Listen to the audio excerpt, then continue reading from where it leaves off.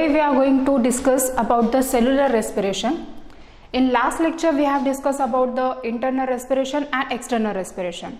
External respiration is the only exchange of gases that we have discussed properly with the respiratory system. Now we will discuss about the cellular respiration or internal respiration in detail, right, which is takes place inside the cell.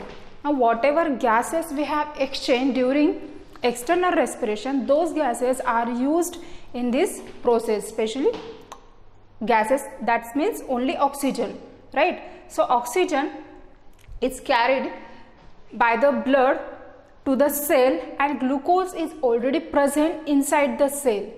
Here glucose and oxygen react with each other for the production of the energy, right? So this process, the production of energy with the help of glucose, takes place inside the cell, and therefore this type of respiration or this respiration is known as cellular respiration, because it is present or it is takes place inside the cell. Every cell performs this process because every cell needs energy for different functioning, right? So what happened? Now we'll see what exactly happened during the cellular respiration, how this energy is produced here and in which form, and what is the amount of energy produced during this respiration, right? So cellular respiration can be again divided into two types. One is the aerobic respiration and second one is the anaerobic respiration. Aerobic respiration is the respiration in which there is an involvement of oxygen. Oxygen is involved here, means what? Glucose is used to produce energy in the presence of oxygen, right? Here oxygen is very much important. This type of respiration cannot be takes place without oxygen, and this type of respiration is called aerobic respiration because we need air, we need oxygen here, right? Anaerobic respiration, it is again type of cellular respiration, but here there is no requirement of oxygen. Oxygen is do not needed here for the derivation of the energy. Energy is produced here but without oxygen, right? So glucose is burned here or glucose is used to produce energy but without oxygen, and such type of respiration is known as anaerobic respiration where oxygen is not needed. Most of the organisms which are very well developed, they perform aerobic respiration because their requirement of energy is very large. So to fulfill that requirement, they perform aerobic respiration, that is they need oxygen for the derivation of the energy. But there are some organisms, they perform anaerobic respiration. They can live without oxygen, they can derive energy from glucose without oxygen, and those are yeast. We know that what is yeast? Yeast is a unicellular fungus. Some bacteria, anaerobic bacteria. Muscles, like even human muscles, can perform anaerobic respiration in specific conditions only. Again, that RBCs are the red blood cells and germinating seeds, right? So how these different organism or cells perform anaerobic respiration, that will see afterwards. First we will discuss about the aerobic respiration. Here aerobic respiration, oxygen and glucose react with each other and there is a production of carbon dioxide, water, and here energy. In our body, energy is produced in, or you can say stored in the form of ATP. ATP, adenosine triphosphate. Adenosine triphosphate. Whatever energy is produced, that energy is stored in the form of adenosine triphosphate. And here you can see I have write 38. 38, what is that means? 38 ATPs are produced during aerobic respiration from single molecule of glucose. A single molecule of glucose gives 38 ATPs, right? Adenosine triphosphate molecules. So during this aerobic respiration, glucose undergoes stepwise oxidation.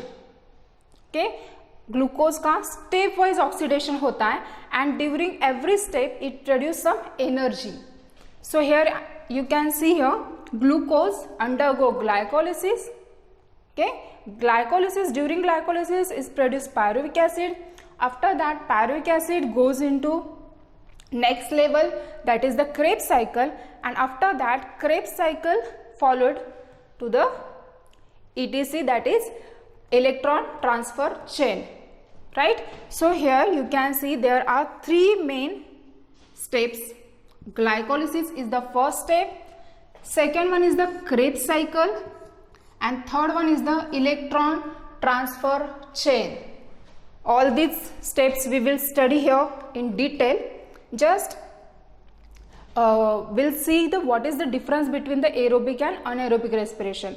So here you can see in aerobic respiration glucose undergoes three steps, that is glycolysis, Krebs cycle and electron transfer chain, and during these three processes, three steps, there is a production of 38 ATPs, right?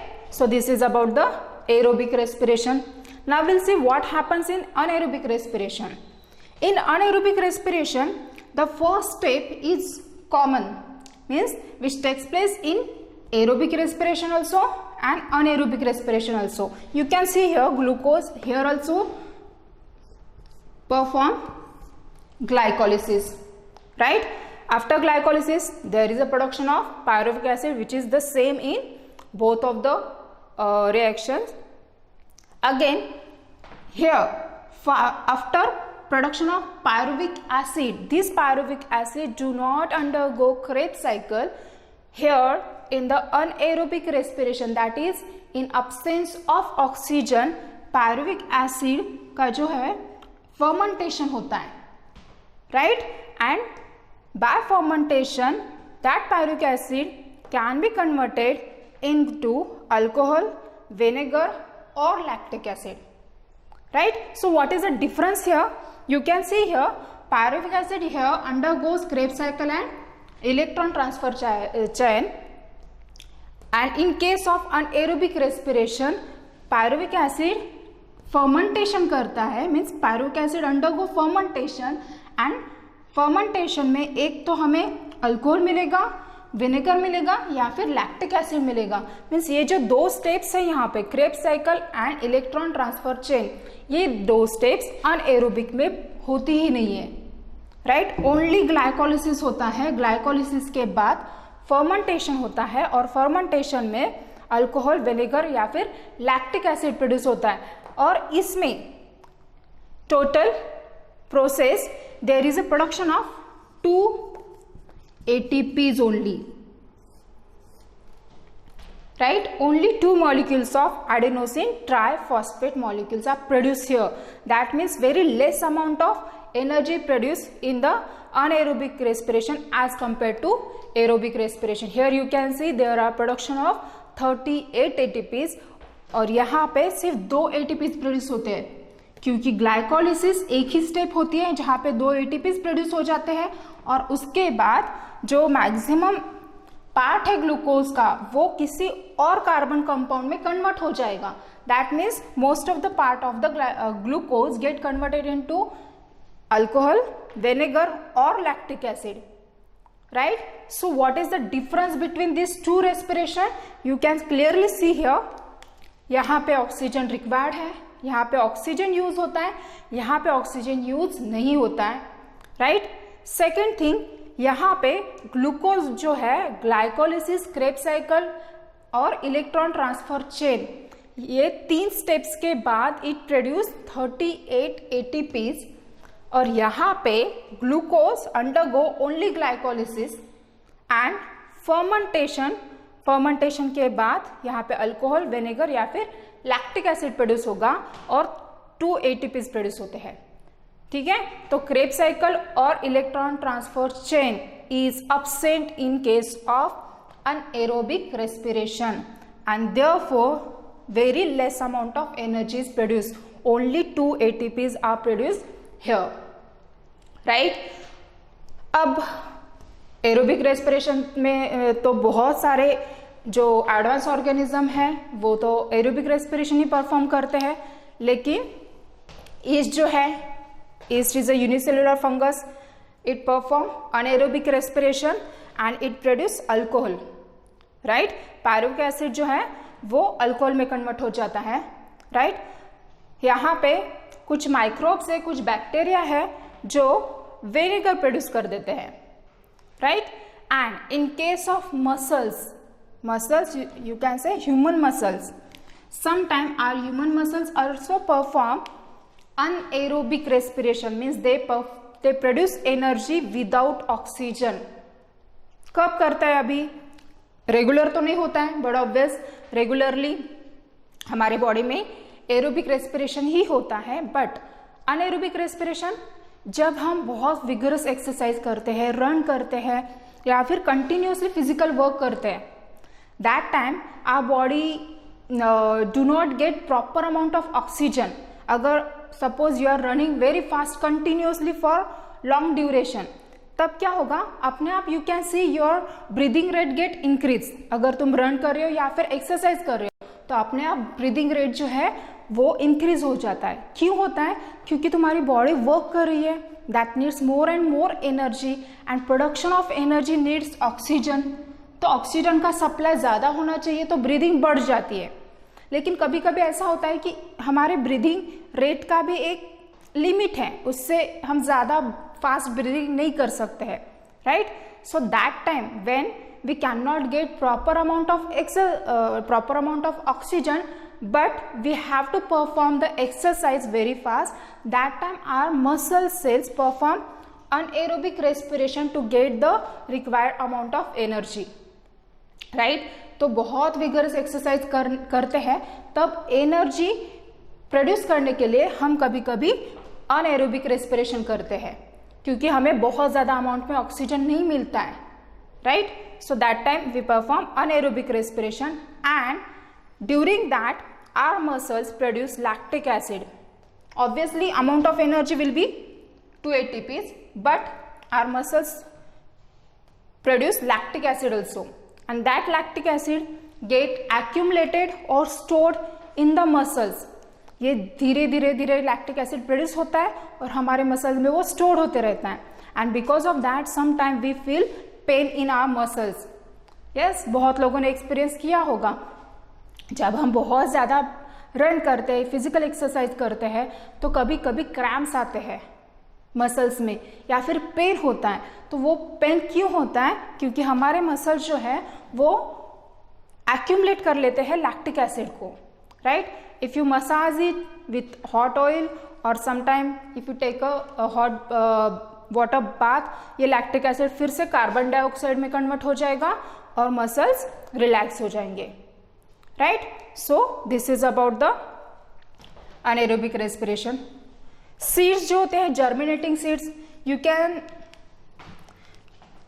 Imagine here, suppose this is a seed, and suppose अगर ये seed के ऊपर बहुत ज़्यादा water है, water locked है वो जो भी ग्राउंड है, तो तब क्या होता है? Because of water oxygen can not enter into the ground, right? That time this seed also perform anaerobic respiration. क्योंकि यहाँ पे पानी जमा है, उसने पूरे ग्राउंड को कवर कर लिया है, तो ज़्यादा ऑक्सीजन डिफ्यूज नहीं हो सकता है, तो ये सीड क्या करेगा? अनएरोबिक रेस्पिरेशन करेगा और जर्मिनेट हो जाएगा. क्योंकि germination is a growth, germination मतलब ग्रोथ ही है. अब ग्रोथ की ड्यूरिंग क्या होता है? उसे एनर्जी की जरूरत है. अब वो एनर्जी कहाँ से मिलेगी? ऑक्सीजन तो नहीं मिल रहा है, तो तब क्या होता है? फिर अनएरोबिक रेस्पिरेशन होता है और सीड जर्मिनेट हो सकता है, right? So in this way some cells, some organism perform anaerobic respiration also. Okay, so here aerobic respiration मैंने बोला है यहाँ पे ग्लाइकोलिसिस, क्रेब्स साइकिल और इलेक्ट्रॉन ट्रांसफर चेन, ये 3 स्टेप में एरोबिक रेस्पिरेशन होता है. अब हम देखेंगे ये 3 स्टेप्स कैसे होती है, इसमें क्या स्टेप्स, इसमें इन स्टेप्स में क्या क्या प्रोड्यूस होता है और कहाँ कहाँ पे कितने अमाउंट में एनर्जी प्रोड्यूस होती है. ठीक है, so we see this aerobic respiration in detail, right. Okay, now we'll start aerobic respiration in detail. So here you can see in aerobic respiration glucose undergo 3 steps, that is glycolysis, tricarboxylic acid cycle and electron transport chain, right. So we'll see what happens during these 3 steps. So here you can see that in the glycolysis जो very first step है, यहाँ पे glucose जो होता है, जो हमारे cell के अंदर प्रेजेंस है, right, that is present in our cell. We also have oxygen here, right. So यहाँ पे क्या होता है, glucose undergo oxidation and it produce 2 molecules of pyruvic acid. अब यहाँ पे क्या हुआ है, ग्लाइकोलिसिस में ग्लूकोज जो है वो उसका ऑक्सीडेशन स्टार्ट हो जाता है, it reacts with the oxygen, it burns and there is a production of 2 pyruvic acid, 2 molecules of pyruvic acid.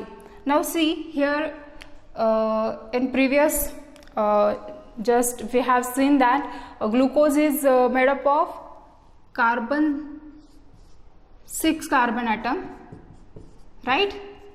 So here you can see 6 carbon atom molecules are there, and this 6 carbon atom molecule, that is glucose, get break down into 2 pyruvic acid. Pyruvic acid is a 3 carbon atom molecule, right, and therefore there is a production of 2 molecules of pyruvic acid from single glucose. Glucose जो है 6 carbon atom molecule से बना है और pyruvic acid ये 3 carbon atom molecule से बना है, इसीलिए ग्लूकोज ब्रेकडाउन होके उससे 2 पायरुविक एसिड के मॉलिक्यूल्स बन जाते हैं in first step of glycolysis here. So during this process, अब यहाँ पे होता क्या है, यहाँ पे अब ये जो पूरी मैंने प्रोसेस यहाँ पे बोली है ये सिर्फ एक स्टेप में कंप्लीट नहीं होती है, there are many steps between this 2, बहुत सारे स्टेप्स हैं, right, that we'll see in higher standard, but here you just remember that this glucose molecule finally get converts into pyruvic acid. अब यहाँ पे जो बहुत सारी स्टेप्स होती है, यहाँ पे होता क्या है, ADP जो होते हैं वो क्या हो जाते हैं, ATP में कन्वर्ट हो जाते हैं. 2 ADP molecule converts into ATP molecules. अब what is the ADP? ADP is a adenosine diphosphate. Adenosine diphosphate. Di means what? 2. How many molecules of phosphates are there? 2 molecules in ADP, right? अब यहाँ पे जब energy produce होती है during this process, वो energy use करके यहाँ पे और एक फॉस्फेट मॉलिक्यूल ऐड हो जाता है. Inorganic phosphate molecules get added into the diphosphate molecule, right? That means this ADP, that is adenosine diphosphate, linked with another inorganic phosphate molecule and it produces ATP, right?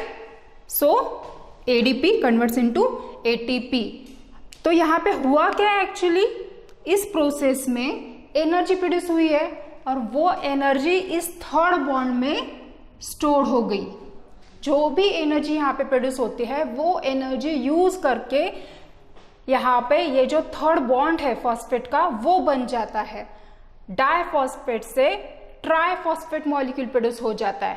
That means the third bond produce here is energy rich bond. यहाँ पे बहुत सारी energy यहाँ पे store हो जाती है third bond में. तो ये क्या है, ATP are nothing but the energy rich compounds. Energy rich compound मतलब क्या, जहाँ पे एनर्जी स्टोर हो गई है, राइट। अब जब भी हमारे बॉडी को कुछ भी वर्क करना है, फंक्शनिंग करनी है, हमारी बॉडी को एनर्जी की जरूरत है, दैट टाइम हमारे बॉडी में ये जो ATP है वो यूटिलाइज होता है और इससे एनर्जी प्रोडक्शन होता है, क्योंकि इसके थर्ड बॉन्ड में बहुत सारी एनर्जी स्टोर हो गई है। तो हम क्या करते हैं फिर, जब भी हमें एनर्जी की ज़रूरत होती है, ये थर्ड बॉन्ड हमारे सेल में ब्रेक हो जाता है और इसमें एनर्जी रिलीज होती है और वो एनर्जी हम हमारे फंक्शनिंग के लिए यूटिलाइज कर लेते हैं, राइट। तो यहाँ पे हमारे बॉडी में जहाँ जहाँ पे भी एनर्जी प्रोड्यूस होती है वो एनर्जी हमेशा ATP के फॉर्म में स्टोर होती है। अब ये ATP कहाँ से बनता है, ऑलरेडी हमारे सेल में ADPs होते हैं, वहाँ पे और एक फॉस्फेट मॉलिक्यूल ऐड हो जाता है और ये जो बॉन्ड है वो एनर्जी रिच बॉन्ड होता है, यहाँ पे एनर्जी स्टोर हो जाती है और यहाँ पे ATP फॉर्म हो जाता है। तो यहाँ पे क्या हुआ है, फर्स्ट स्टेप में 2 ADP molecule get converted into 2 ATP molecule, right. इसके साथ ही 2 NAD molecules get converts into 2 NADH2। अब NADH2 क्या है, see here, nicotinamide adenine dinucleotide hydrogen, right? This is nicotinamide dinucleotide. Okay, यहाँ पे हाइड्रोजन ऐड हो जाता है और निकोटिनामाइड एडेनाइन डाइन्यूक्लियोटाइड हाइड्रोजन ये मॉलिक्यूल प्रोड्यूस होता है। अब ये क्यों प्रोड्यूस हुआ है, what is this, this is again a kind of molecule which is utilised afterwards in electron transport chain to convert them into the ATP। ये आगे जाके NADH2 फिर से ATP में कन्वर्ट होने वाले हैं। That means these molecules will give you more energy in next step, right. So these molecules are again very important, ये हम लास्ट स्टेप में यूटिलाइज करने वाले हैं। तो सिर्फ यहाँ पे जस्ट रिमेंबर दैट कितने मॉलिक्यूल यहाँ पे NADH2 के फॉर्म हुए हैं, क्योंकि ये आगे जाके हमें एनर्जी मॉलिक्यूल बनाने में हेल्प करने वाले हैं, right. So finally in glycolysis glucose gets converted into 2 pyruvic acid molecule, right, and there is a production of 2 ATP and 2 NADH2, right। अब यहाँ पे एक्चुअली 4 ATPs फॉर्म होते हैं, बट 2 ATP जो होते हैं वो यूटिलाइज किए जाते हैं, यूज किए जाते हैं ड्यूरिंग सम प्रोसेस। कुछ स्टेप्स में 2 ATPs यूज भी हो जाते हैं, तो नेट ATP 2 ATP हो जाता है। एक्चुअली 4 बनते हैं, उसमें से 2 यूज हो जाते हैं and therefore we get only 2 ATPs here, right. Now this pyruvic acid जो है वो नेक्स्ट स्टेप में जाता है, that is tricarboxylic acid cycle और it is also known as Krebs cycle और citric acid cycle, right. Tricarboxylic acid cycle because the first product produced in this cyclic chain reaction is the citrate or citric acid which contain 3 carboxylic acid group, right। यहाँ पे first product जो produce होता है stable product वो citric acid है, right. और citric acid में 3 carboxylic acid group होते हैं, इसीलिए इसे बोलते हैं tricarboxylic acid cycle, right, or it is also known as Krebs cycle because it is discovered, this cycle is discovered by Hans Krebs, scientist Hans Krebs, and therefore it is also known as Krebs cycle। citric acid cycle, इसे citric acid cycle भी बोलते हैं। क्यों बोलते हैं, क्योंकि यहाँ पे जो stable first very stable compound जो यहाँ पे फॉर्म होता है वो होता है सिट्रिक एसिड और citrate, right, and therefore it is called citric acid cycle। Now we'll see what happens in this। So here pyruvic acid, it undergo some changes and it produce 2 acetyl coenzyme A। pyruvic acid से 2 molecule acetyl coenzyme A के form होते हैं, right, और इसमें carbon dioxide release होता है, बाहर निकल जाता है and 2 molecules of NADH2 also form here, ठीक है। तो as soon as this pyruvic acid get entered into citric acid cycle. जैसे ही ये pyruvic acid citric acid cycle में एंटर हो जाता है, pyruvic acid acetyl coenzyme A में कन्वर्ट हो जाता है, राइट। और इस फर्स्ट स्टेप में कार्बन डाइऑक्साइड रिलीज हो जाएगा और यहाँ पे हमें फिर से 2 NADH2 मॉलिक्यूल्स मिलेंगे। यहाँ पे भी 2 NADH2 मॉलिक्यूल्स मिले थे, अब यहाँ पे भी 2 NADH2 मॉलिक्यूल्स मिलेंगे। Now this acetyl coenzyme A undergo a cyclic chain reaction. यहाँ पे कंटिन्यूस साइक्लिक चेन रिएक्शन होती है, right.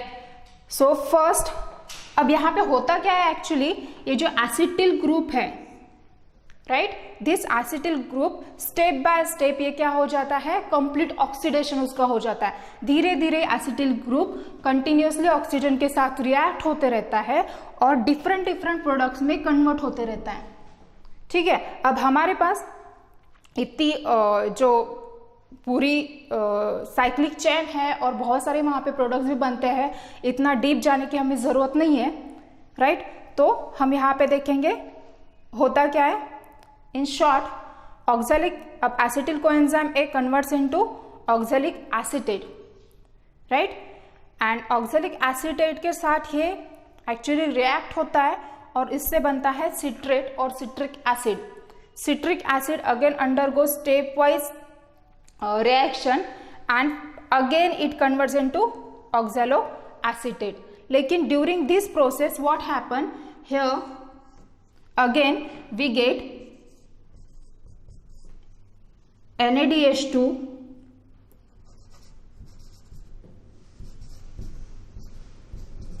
actually here we get 6 NADH2 molecules, right। उसके साथ we also get FADH2. Now what is FADH2? See here, flavin adenine dinucleotide hydrogen. Again this is a kind of product which again get converts into ATP in next reaction, right? So what happens here? Oxaloacetic acid react with the acetyl coenzyme A and it produce citric acid. Citric acid undergo cyclic chain reaction. या बहुत सारे अलग अलग steps होते हैं जो कि हम अभी नहीं पढ़ेंगे, नेक्स्ट स्टैंडर्ड में पढ़ेंगे, राइट। बट इसमें हमारे इंटरेस्टेड प्रोडक्ट क्या है, NADH2, ठीक है। कितने NADH2 यहाँ पे फॉर्म हो गए हैं, 6 NADH2 and we get 2 FADH2 molecules, right. 2 FAD produce 2 FADH2 molecule and here some carbon dioxide also get produced, right. So यहाँ पे याद रखो, यहाँ पे कितने NADH2 फॉर्म हुए हैं, यहाँ पे कितने FADH2 फॉर्म हुए हैं और यहाँ पे कितने अगेन NADH2 फॉर्म हो गए, ठीक है। अभी यहाँ तक हो गया second step, try carboxylic acid cycle यहाँ पे खत्म होता है। अब ये जितने भी NADH2 और FADH2 फॉर्म हुए हैं in first step, second step, all these FADH2 NADH2 undergo last step, that is the electron transport chain, right। So here electron transport chain में बहुत सारे chemical reactions होती है, different products are produced here and during those products this NADH2 and FADH2 get converts into ATPs, right। So how many ATPs we get, 1 NADH2, एक NADH2 से हमें मिलते हैं 3 ATP।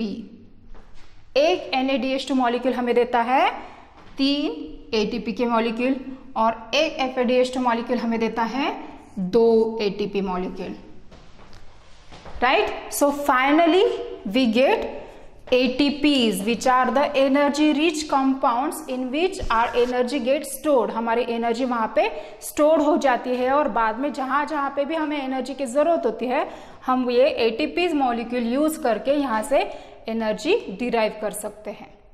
So in this way this glucose get completely oxidized during these 3 steps and there is a production of carbon dioxide, water and 38 ATPs। अगर तुम count करो, यहाँ पे NADH2 फॉर्म हुए हैं, यहाँ पे ATP फॉर्म हुए हैं, यहाँ पे अगेन NADH2 यू गेट, यहाँ पे FADH2 यू गेट, अगर यहाँ पे अगेन NADH2 यू गेट, ये पूरे NADH2 FADH2 को अगर तुम कन्वर्ट करो ATP में, तो total number of ATP will be 38। ठीक है, ये आप लोगों का काम है। अब आप लोगों को इतना तो पता चल गया है कि कितने NADH2 है, कितने FADH2 है, कितने ATP फॉर्म हुए हैं। ठीक है, और एक NADH2 से हमें 3 ATPs मिलते हैं, एक FADH2 से हमें 2 ATPs मिलते हैं। तो पूरे काउंट करो कितने होते हैं, it must be 38 ATPs, right. So here we finish the aerobic respiration, right. यहाँ पे एरोबिक रेस्पिरेशन में होता क्या है, complete oxidation of glucose. Glucose is completely oxidise, right. Glucose get completely converted into simplest form.